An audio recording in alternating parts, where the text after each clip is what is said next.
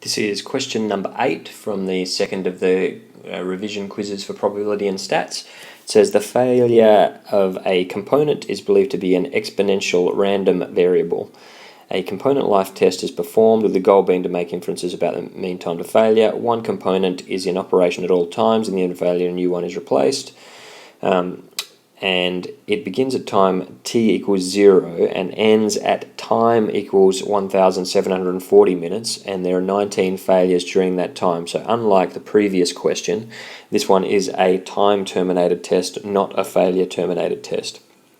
And it says obtain the lower limit of a 95% left-sided confidence interval for mean time to failure in minutes, give answers to the correct answers to the nearest integer.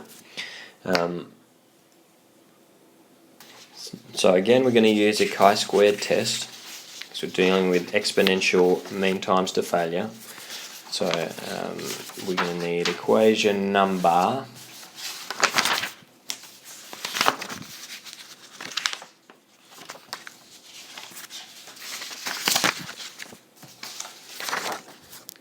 equation number 70, well, you have to pick. It's either going to be equation number 73 or equation number 74.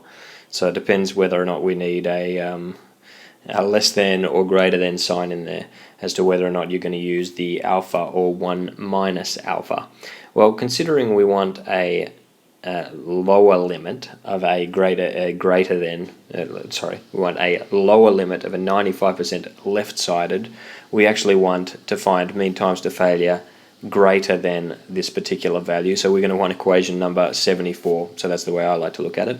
So what do we need? We need t is equal to 1740, r is equal to 19, and alpha is equal to 0.05.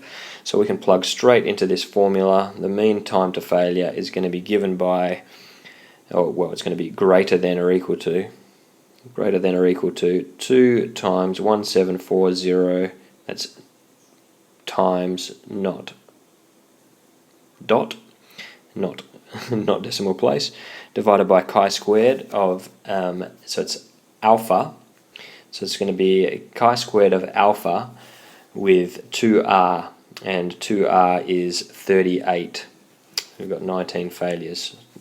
2r plus 2, because we've got a time terminated test, not a failure terminated test. So if you look at the notes in equation number 73, it'll tell you under validity and conditions, failure terminated test, you use 2r. For a time terminated test, you use degrees of freedom 2r plus 2, or in this case 40. So chi-squared, degrees of freedom 40, and we're looking for alpha, so 0.05, and that gives us 55.758. And so that's going to give us 2 times 1740 divided by 55.758, 62.41, so the nearest integer is 62.